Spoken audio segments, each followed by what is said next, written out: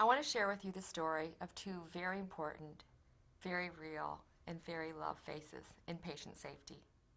One, the precious young face of my newborn son, Cal, and the other, the face of my late husband, Pat. Cal was born a healthy baby boy on March 23, 1995, in a large, accredited hospital that delivers over 5,500 newborns a year. Cal was first noted to be jaundiced through visual assessment at 16 and a half hours old, but a bilirubin test was not done. Cal's skin was described to be jaundiced again through visual assessment when he was 23 hours old, but a bilirubin test was not done. Cal was discharged from the hospital when he was 36 hours old and was described as having head-to-toe jaundice, but a bilirubin test was not done. The information we received about jaundice was a simple brochure that never mentioned jaundice could cause brain damage. We were told to put Cal in the window for sunlight, not to worry, and to call the newborn nursery or our pediatrician if there are any changes in sleeping, eating, or any other behavior. On day 4, I called the newborn nursery and told them that Cal was still yellow, lethargic, and was feeding poorly. They asked me if I was a first-time mom, and then assured me there was no concern since sleepiness was to be expected. They told me to unwrap him and tickle his feet, and if that didn't work, to call the pediatrician. We immediately took Cal to the pediatrician, and he noted the jaundice by visual assessment again. A bilirubin test was not done. We were told to wait 24 hours to see if he would improve. We continued to call the pediatrician throughout the next 24 hours, reporting that our child was changing before our eyes. Yet we were repeatedly told not to worry and to wait for 24 hours.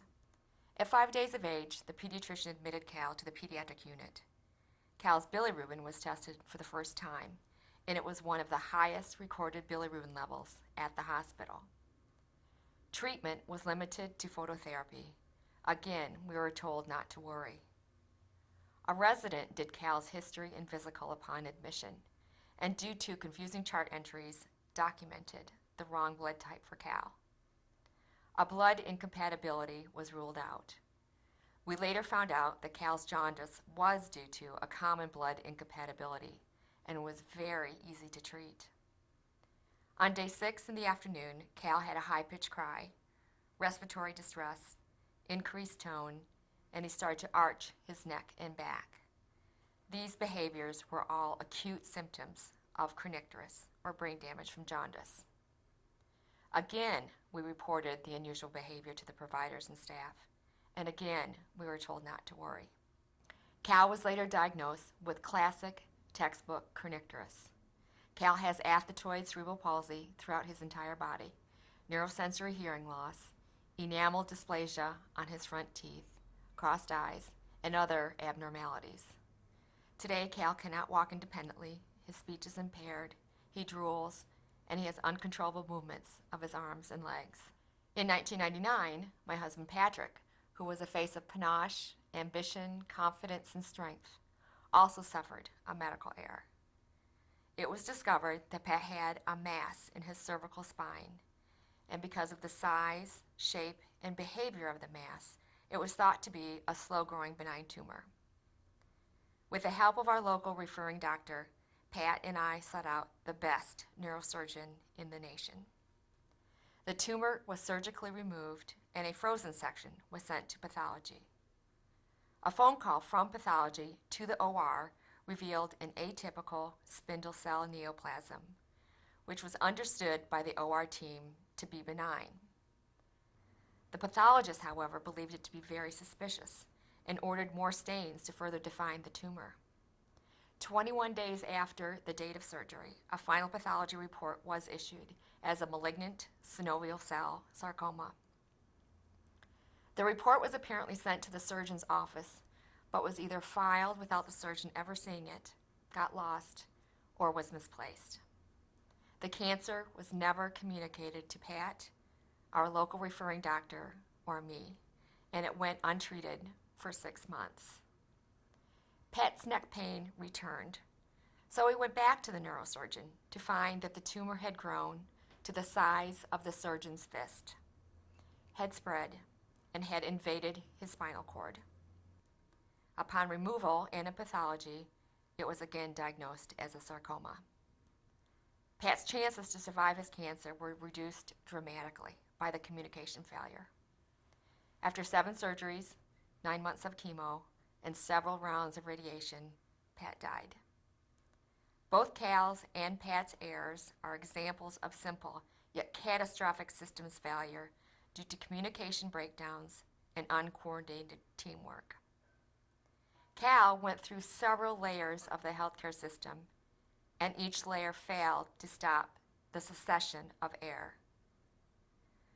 There was a system-wide failure to include Pat and me in Cal's care. This was not any one individual's failure, but at any point, one individual could have made a difference by stopping the systemic failure before it reached its tragic conclusion. What if a genuine culture of safety that practiced a systems-based approach had been in place? What if our concerns as parents were taken seriously and we were asked to work in partnership with Cal's providers to help identify jaundice symptoms? We, parents, patients, and family members can be additional eyes and ears to spot symptoms. We can be an extra resource to see, feel, recognize, and report changes and concerns.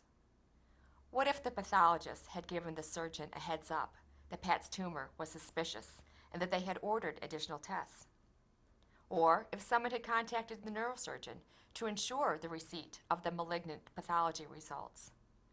Or what if the pathologist and the neurosurgeon understood the phrase atypical spindle cell neoplasm to mean the same thing? As a family, we were profoundly let down by the very system that we once trusted implicitly. With this in mind, I ask you to never give up on patient safety. Seize it with relentless passion and embrace it with urgency, honor, and hope. While there may be barriers, patient safety cannot wait. I know from my own efforts, each individual can and does make a difference. And I must say that I have witnessed progress, promise, and the power of partnerships since the errors in my family occurred. I have had the honor of being part of some robust patient safety initiatives that are making a difference. PIC, Parents of Infants and Children with Kernicterus, formed by a group of moms and dedicated to the eradication of kernicterus. CAPS, Consumers Advancing Patient Safety, whose mission is to help create a healthcare system that is safe, compassionate, and just. And WHO, the World Health Organization, which identifies the patient as the core of their newly launched World Alliance for Patient Safety and is dedicated to creating the collective voice of the global consumer in areas such as patient safety, solutions, reporting, and research. These initiatives are all harnessing the passion, the hard-won knowledge, and the spirit of the consumer to work in partnership with healthcare agencies, professional organizations, providers, accreditors, and the insurance industry. Your spoken word, your courage to challenge, your will to engage in teamwork, and your determination to ensure no harm can all be pivotal in determining if a patient lives or dies. You have a powerful opportunity to revolutionize patient safety by recreating how healthcare is delivered, as a team, as a system, as a champion. You are the front line. You are the decision makers. You are our partners. You are not just an individual working in isolation, but the pillar and the cornerstone in patient safety. Ask yourself, how can I be part of the transformation of healthcare and patient safety? Because working in partnership with each other, your coworkers, and your patients, we can make a difference so that daddies and babies and other precious family members and friends are safe from harm. Thank you.